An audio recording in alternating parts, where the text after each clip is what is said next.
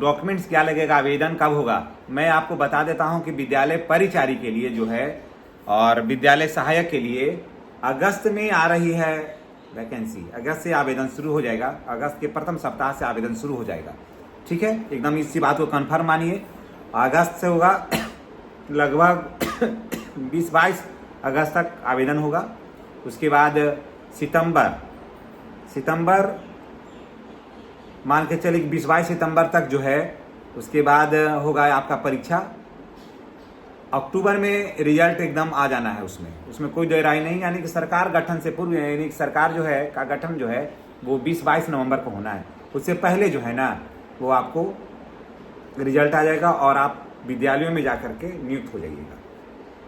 तो बहुत सारे बच्चों ने कहा कि सर इसमें डॉक्यूमेंट्स क्या लगेगा। बच्चों, मैंने बहुत बार बताया है, अभी चल रहा है वो अनुकंपा के आधार पर चल रहा है। 15% इस पर बहाली होगी और बाद में जो है शेष पदों पर खुली माने बहाली होगी, यानी कि एग्जाम होगा और जो बच्चे सेलेक्ट होंगे उनकी नियुक्ति वहां होगी। तो बच्चों ये जान लीजिए कि आप जो है, बहुत सारे बच्चे ने कमेंट किया कि सर इसमें सब तो रिजर्वेशन में ही जा रहा है। तो हाँ, ये तो बात सत्य है बेटा कि 35% महिलाओं के लिए सीट रिजर्व है, एक। दूसरा 15% जो है वो सीट जो है वो अनुकंपा के आधार पर हो जाएगा। तब 35, 45, 10, 50। लेकिन 50% जो पद है, आधे आबादी महिलाओं का भी तो है। ये क्यों नहीं सोच रहे हैं, आधा आबादी महिलाओं का भी है। तो बाकी जो सीट है वो आपका है, उस पर आपको कोई किंतु परंतु नहीं है। मैंने बताया भी था, कोटि के हिसाब से बताया था। जरूरत होगा तो फिर बता देंगे कि किस कोटि में कितना सीट है, इसका हम विस्तार से फिर बता देंगे। लेकिन पहले आप जान लीजिए, बहुत सारे बच्चों ने कहा था कि पहले डॉक्यूमेंट सर एकदम पूरा क्लियर बता दीजिए कि क्या क्या चीज़ की तैयारी करें। तो मैं बच्चों में बता देता हूँ कि डॉक्यूमेंट्स के बात में आप सुन लीजिए और समझ लीजिए बढ़िया से कि आपको लगेगा सबसे पहले मैट्रिक का मार्कशीट। ठीक है, सुन लीजिए, मैट्रिक का मार्कशीट लगेगा। इसके बाद इंटर की बहाली है तो इंटर का मार्कशीट लगेगा। बहुत सारे बच्चों ने कहा कि सर हमने ग्रेजुएशन कर रखा है तो क्या करें। तो देखिए, ग्रेजुएशन का सर्टिफिकेट आप लगा सकते हैं। बहुत सारे लोगों ने कहा कि हमारे पास एमए का डिग्री है, तो देखिए एमए का डिग्री भी आप लगा सकते हैं। ठीक है, लेकिन नियुक्ति जो है वो 10+2 का ही है, तो इंटर का ही सर्टिफिकेट तक ही मान्य है आप लगाने के लिए। तो ग्रेजुएशन लगा दे रहे हैं तो वैसे कोई फायदा नहीं है इसमें, और उसके बाद एमए का लगा दे रहे हैं तो इससे कोई फायदा नहीं है। लेकिन आप कर लिया है तो काफ़ी अच्छा बात है। उच्च शिक्षा तो काफ़ी अच्छा ना है, जो बहुत बेहतर किए हैं, तो उसके लिए बहुत बढ़िया है। फिर दूसरी बात है, बच्चों ने कहा कि सर जो कंप्यूटर की जानकारी है उसके लिए कौन सा डिग्री चाहिए। तो देखिए, कंप्यूटर की जानकारी के लिए बहुत बड़ी डिग्री की जरूरत नहीं है। आप अगर कंप्यूटर मोबाइल वगैरह चलाते हैं, हल्का लैपटॉप चलाते हैं, तो उसी से काम हो जाएगा। और जिस डिग्री की जरूरत है ना, वो कौशल विकास के माध्यम से बहुत सारी डिग्रियां मिली है बच्चों को, उससे काम हो जाएगा। आपके यहाँ मान्यता प्राप्त बहुत सारे हर बाजार में कंप्यूटर ट्रेनिंग सेंटर है जहाँ बच्चों को कंप्यूटर सिखलाया जाता है। 1000, 1500, 2000 दे करके वहाँ से भी आप डिग्री ले सकते हैं 6 महीना का, वो भी मान्य हो जाएगा। ऐसा नहीं कि वो मान्य नहीं होगा, वो भी मान्य हो जाएगा। तो ये सब चीज़ों को है वो डिग्री भी लगा देना है कि कारण कि परिचारी में जो क्लर्क में जो है ना, वो उसमें कंप्यूटर की जानकारी चाहिए। तो मानते हैं कि डिग्री मांगेगा, अनुभव मांगेगा, तो वो लगा दीजिएगा, हो जाएगा। देखिए, तो मैट्रिक का हो गया 1, इंटर का मार्कशीट हो गया 2, उसके बाद कंप्यूटर का नॉलेज होगा, उसके बाद डिग्री है तो लगा दीजिए 3। उसके बाद जाति लगाइए, आय लगाइए, आवासीय लगाइए। आवासीय इसलिए भी जरूरी है क्योंकि बिहार में इस बार जो है सिर्फ बिहार के लड़कों को ही आवेदन करना है। आप करिएगा तो बहुत बेहतर है, इसलिए आवासीय तो लगाना ही है।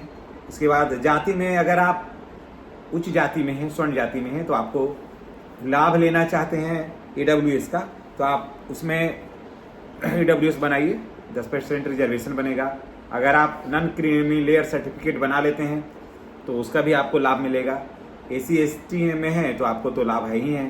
तो इस तरीके से ये सब देखिए। आप देखिए, मैट्रिक का मार्कशीट, इंटर का मार्कशीट, कंप्यूटर की जो जानकारी है उसका अनुभव प्रमाण पत्र, ये हो गया। जाति, आय, आवासीय, आधार, ठीक है। पैन कार्ड की जरूरत यहाँ नहीं है। और फोटो, मोबाइल नंबर और ईमेल आईडी, बस ये चीज़ चाहिए और ये चीज़ की तैयारी कर लीजिए। हाँ देख लीजिए, पहले ही मैं बता देता हूँ कि NCL जो है उतना आसानी से, यानी नॉन क्रीमिलियर जो सर्टिफिकेट है आसानी से नहीं बनता है, उसमें समय लगेगा, इसलिए आप आवेदन अभी करिए। उसके बाद फिर EWS भी नहीं बनता है, उसके लिए पहले आवेदन कर लेना होगा, कारण कि वहाँ ब्लॉक में बहुत ज़्यादा भीड़ है। जल्दी सब बात को ध्यान रखिए ताकि आपको आवेदन करने में कठिनाई नहीं हो। और अगस्त के प्रथम सप्ताह में फिर मैं आपको याद दिला देता हूँ कि अगस्त के प्रथम सप्ताह में वैकेंसी आ रही है और आप बिल्कुल तैयारी करिए। अभी जो है वो जो वैकेंसी है वो अनुकंपा के आधार पर बहाली होना है। बहुत दिन से ये मामला पेंडिंग था, जिनके गार्जियन, जिनके माता पिता जो थे वो असमय उनका निधन हो गया, दुखद निधन हो गया। परिणाम ये हो गया कि ऐसे में क्या होगा उनका, तो सरकार वहाँ पर वो DLED किए हुए नहीं हैं, वो BEd किए हुए नहीं हैं, फिर वहाँ एग्ज़ाम चलते वहाँ पर उनका होगा नहीं। तो अगर वो लोग इंटर पास हैं तो होगा। हाँ एक कमेंट और लेना मैं भूला गया था कि एक लोग ने कमेंट किया कि सर बेटी है तो शादीशुदा है, जिसके पास डिग्री है तो वो शादीशुदा है, तो क्या उसको लाभ मिलेगा या नहीं मिलेगा।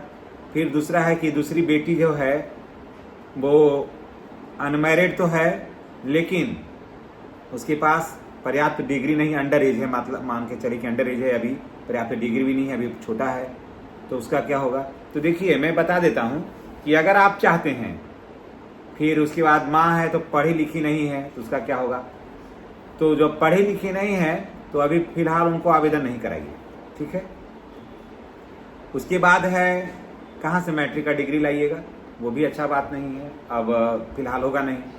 जो बच्ची छोटी है, आप आवेदन एक जो होता है आवेदन आप ब्लॉक में कर सकते हैं, आप आवेदन कर दीजिए, फिर जब एज होगा ना तब इसकी हो जाएगी। या फिर अगर आप चाहते हैं कि उसी का हो, जो शादीशुदा बेटी है उसका हो, तो इसके लिए आपको CO से जा करके पारिवारिक सूची बनाना होगा और उसके बाद ये दर्शाना होगा कि इन्हीं का बेटी है और माँ वहाँ लिखेगी कि इसे नौकरी दी जा सकती है तो दे मिलेगा।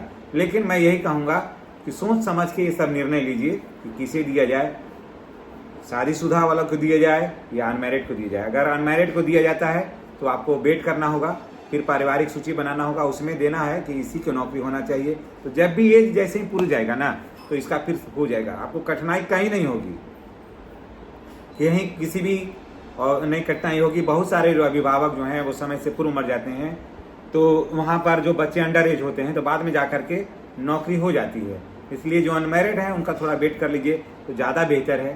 शादीशुदा हो गई हैं तो वो तो सेटल हो गई, जो अनमैरिड है उसका भविष्य अभी थोड़ा असुरक्षित है, तो पहले इसी के लिए सोचा जाए और थोड़ा वेट कर लीजिए और फिर इसी के नाम पर आवेदन कर दिया जाएगा।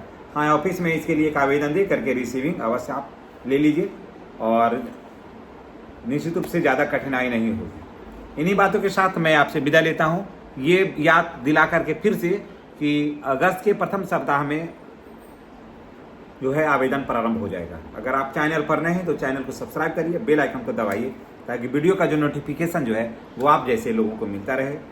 वीडियो के अंत तक आपने जो समय दिया इसके आपके लिए बहुत बहुत धन्यवाद। चैनल को सब्सक्राइब करना नहीं भूलिएगा। मेरा आशीर्वाद, मेरी शुभकामना, माता रानी का शुभकामना, भोलेनाथ का आशीर्वाद सदा आपके साथ है। धन्यवाद।